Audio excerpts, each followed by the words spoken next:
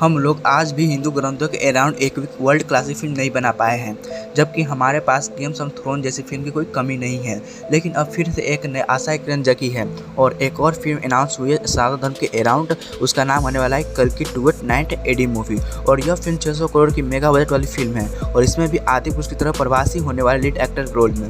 और टीजर देखने के बाद ऐसा लग रहा है कि कोई अच्छी और महंगी फिल्म सागर धर्म के अराउंड बन रही है और इस मूवी के अराउंड अमिताभ बच्चन और अश्वत्थामा के रोल में दिख रहे हैं। और इस टीजर के बाद लोग न बल्कि अश्वत्थामा और उनके मनी के बारे में बात कर रहे हैं, बल्कि महाभारत, कलयुग, कल्कि अवतार के बारे में कई प्रश्न उठ रहे हैं। और आज हम बात करेंगे इन्हीं सब चीज़ों पर। आज हम लोग बात करेंगे और शुरुआत करते हैं कल्कि का इंस्पिरेशन कहाँ से आया होगा और कल्कि 289 नाम ही क्यों पड़ा और नाम क्यों नहीं पड़ा, चलिए इसके बारे में बात करते हैं और आगे बात करते हैं इस मूवी के बारे।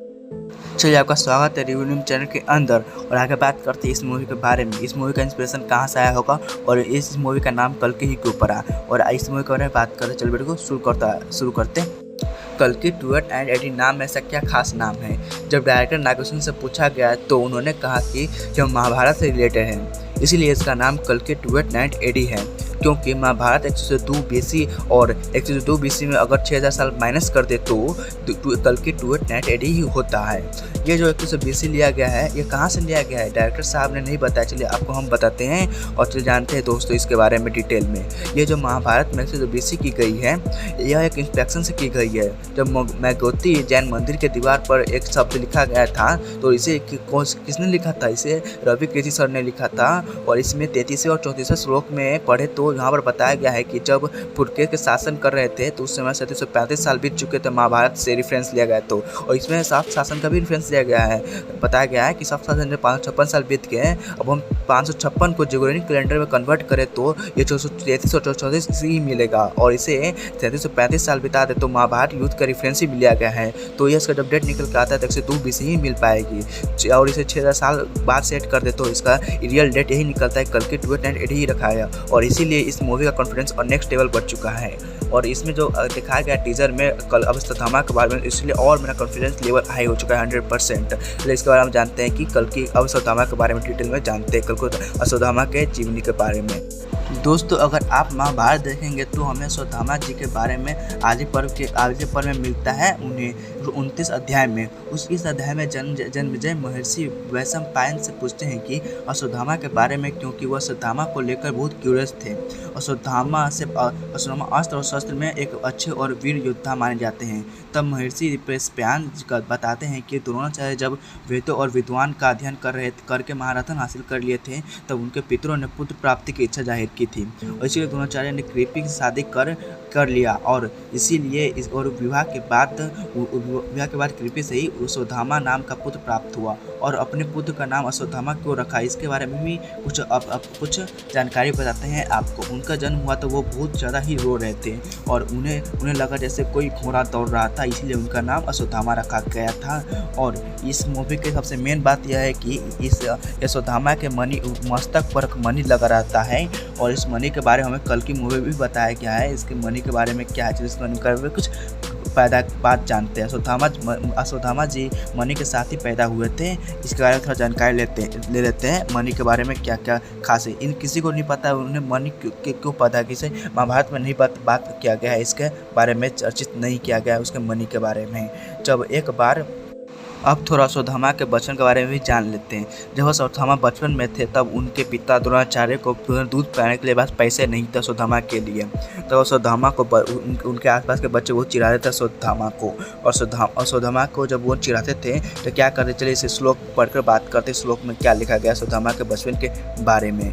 मैं लौटकर आया तो देखता हूँ कि छोटे छोटे बालक आटे के पानी से अश्वत्थामा को ललचा रहे थे और वह अज्ञान मोहित बालक उस आटे का जल ही पीकर मेरे हुर्साल से फूला नहीं समाता था। जब कथा हुआ उठाकर नाच रहा था कि मैंने दूध पी लिया। कुरुनंदन लक्के से घिरे हुए अपने पुत्र को इस प्रकार नाचते और उसकी हंसी उड़ाई जाती देखकर उन्हें बड़ा शोक हुआ। और उस समय कुछ लोग इस प्रकार कह रहे थे कि उस धन द्रोणाचार्य के पास नहीं है और जो धन का उपार्जन नहीं और उसके थोड़े दिन के बाद जब भीष्म पितामह ने द्रोणाचार्य को अब एक गुरु बनाने का सौभाग्य दिया, यानी कि कौरवों को गुरु बनाने के लिए उन्हें द्रोणाचार्य को दिया था।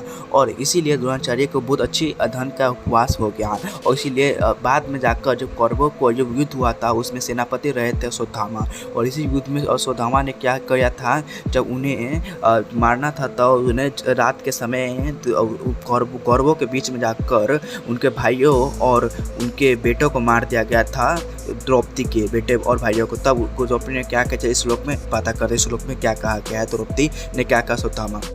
महाराज, मैंने सुना है कि द्रोण पुत्र के मस्तकों में एक मणि है जो उसके जन्म के साथ ही पैदा हुई है, और उस पापी को युद्ध में मारकर यदि वह मणि ला दी जाए तो मैं उसे देख लूँगा और उसे अपने सिर पर धारण कर कहीं मैं दम रखूँगी। यह मेरा दृढ़ निश्चय है।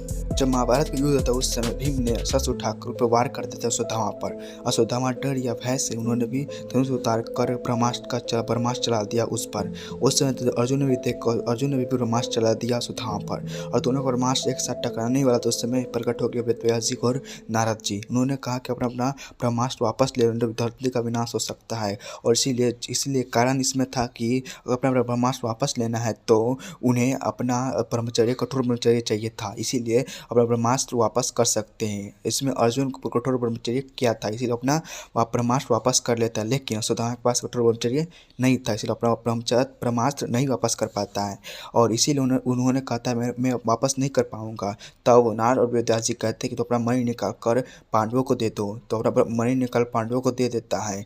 उनका तय मेरे लिए जान मानी दे देता, वापस कर देता है।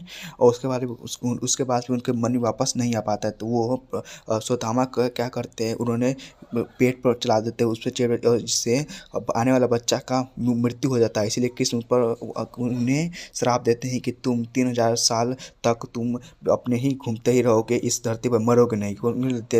देवीय साल थे, इसलिए वो अब तक जिंदा है, बचे हुए। और उन्हें एक श्राप यह भी दिए थे कि अपना मणि से खून हमेशा निकलता रहे, तुम रोग पीड़ित रहोगे हमेशा।